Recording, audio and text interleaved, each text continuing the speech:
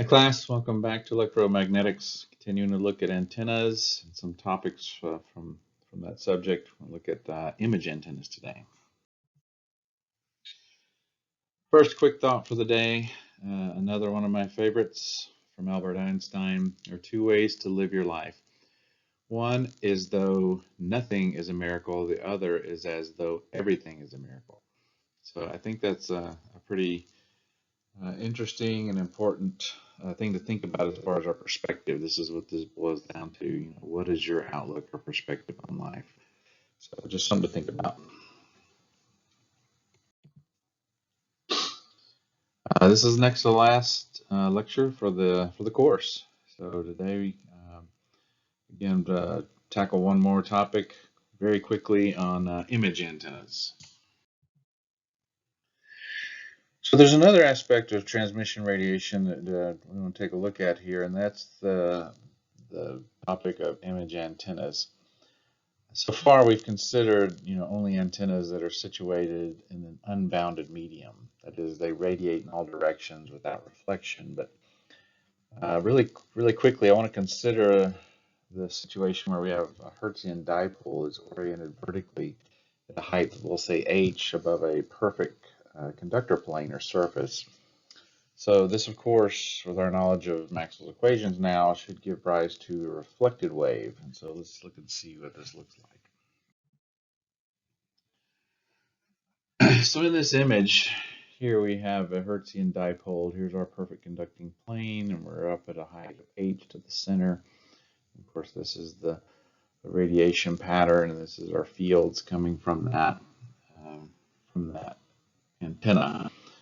So we know from previous analysis that the angle of the reflected wave must equal to that of the incident wave. So as we see this incident wave coming in, this angle coming off here with this perpendicular should be the same. So the result of this then is this gives the appearance that there is a second antenna or image is what we would call it inside the conductor surface as seen here. So with one antenna in this surface, we can actually create, in a sense, an array between the real antenna and the image antenna. So in addition, from Maxwell's equations and related boundary conditions, we know a few things, or we can observe a few things. Number one, the reflected wave must propagate away from the conductor surface. The second thing is the apparent wavelengths of the incident and reflected waves parallel to the conductor surface must be equal. The tangential component of the resultant electric field on the conductor surface must be zero. This also determines the polarity of the reflected wave or of the electric field.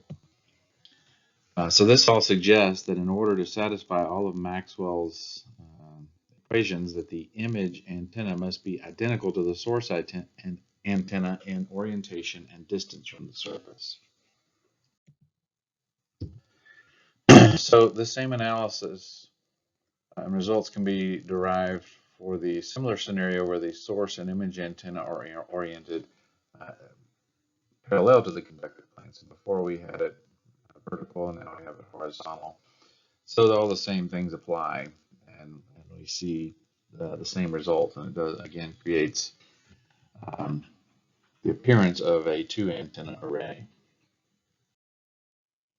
So it should be evident then that this scenario with the actual and the virtual or image antenna now form this two antenna array. So this being the case, the theory that we examined in the previous lecture now applies to this new virtual antenna array, and we can now use superposition to determine the resulting radiation patterns as seen in the following example. We'll have a vertical Hertzian dipole at a height of lambda over 2, and of course the antennas will be in phase.